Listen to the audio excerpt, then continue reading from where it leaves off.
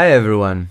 I'm happy to be here today with you again, and I'm happy to share some other recording that is very dear to my heart, is very important for me because it it was with me for quite some time, as well as the video of Heifetz, the video of Menuhin. So this one will bring us to the fact that we are lucky to be here, to be alive. There are people who unfortunately left us way too early. There were composers, like you probably know, about Schubert, about Mozart, many others, thus to quote only the most famous. But there were also artists, performers who left us much too early for very, very sometimes strange reasons. And I often have a question like, did people like Mozart, if we quote Mozart or Schubert, or like this performer, did they know that they're going to leave us so early? Did they feel, was there something about them that was so special, and that's why they just left us prematurely? They just went away. I know that's pretty philosophical and that's pretty crazy as an approach, but that helps us also to dig into the musicality of those people. That helps us to go even deeper in what they told us, what they left after them as a message. And in that case today, I'm going to show you a video of Josef Hassid. And the piece that we're going to listen to is the Hebrew melody of Achron. So, Josef Hassid died, if I'm not mistaken, when he was about 27, something like this. So very young, younger than I am right now. And these recordings that he left after him, I think they became immortal. So I hope you enjoy it as much as I do.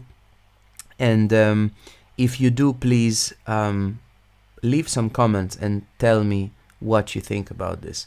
We'll have another little talk after the video.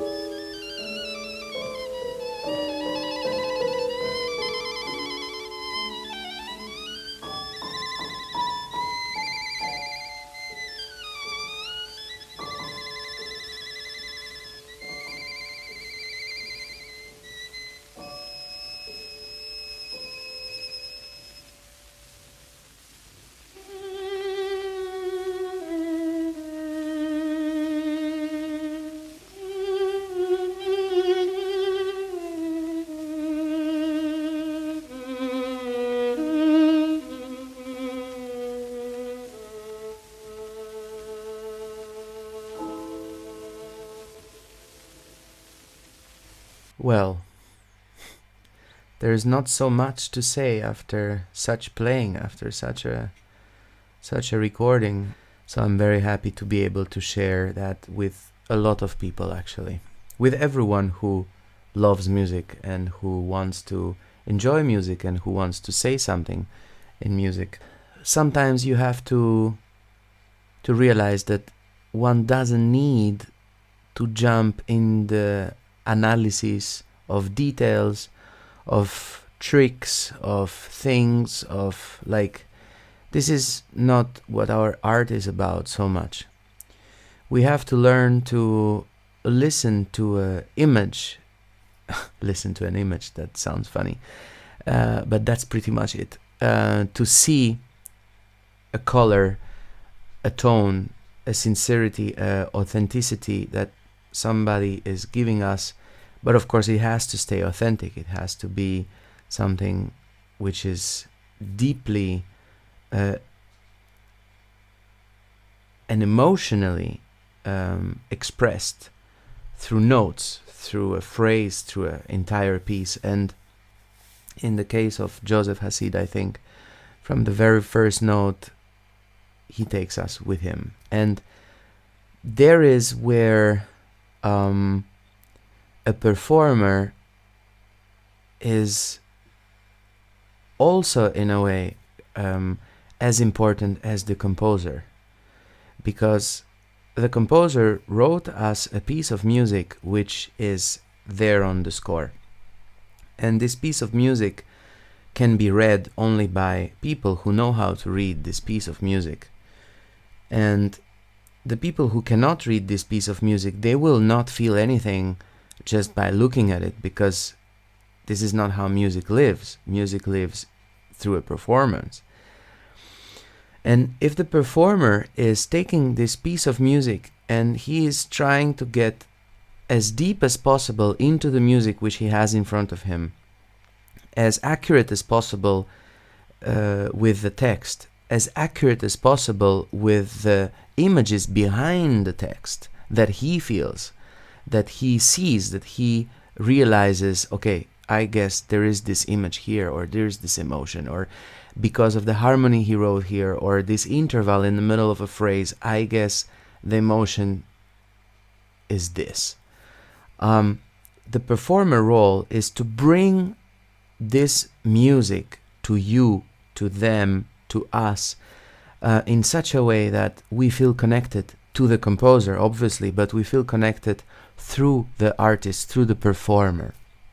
And this is where the beauty of our art is, I would say optimistically, immortal, because we have great masters, geniuses, which wrote music which exists since hundreds of years, which is still played, and which is played by performers which are devoted to this music from their whole heart, and which are trying to bring emotions in this music and to still make it live, always in a more and more original way, deeper level.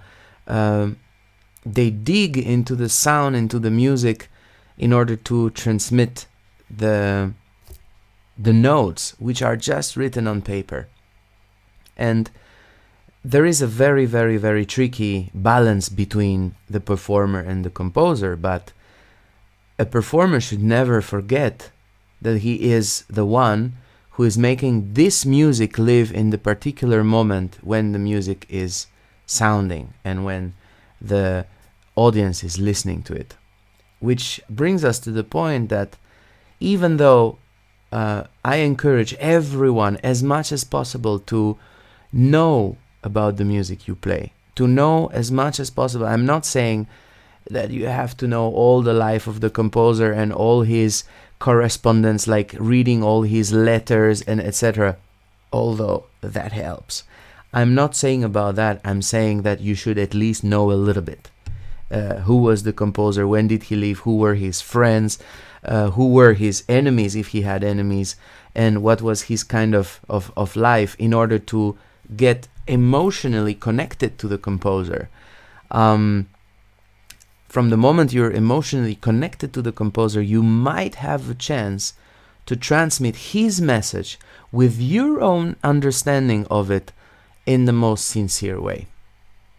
If you have the possibility to learn about the composer, and to not only to learn in a historical way, but also in a personal way, like imagine you would meet the composer and you would talk with the composer. You have to know what the composer was like just a little bit in order to understand, okay, what kind of conversation am I going to have with this guy or with this woman? I have to find out how can I use my feeling and my knowledge about this composer the best in my performance, but I am still the one who is doing the performance, so I have to have something which is sincerely mine as well. So this is a very tricky balance, and this is something which today is even more tricky because we get more and more and more knowledge about every composer. So at a certain moment we start to limit ourselves, put us in frames of, no, but I have to still play the music like this because we know now that it should have been played like this, like that this is authentic from the composer. I hope you enjoyed the language and the signature of Josef Hassid as much as I do, and as much as I listen to this recording sometimes. And if you have anything that you want to add to what I said or to this recording, please leave your comments. And see you in the next video.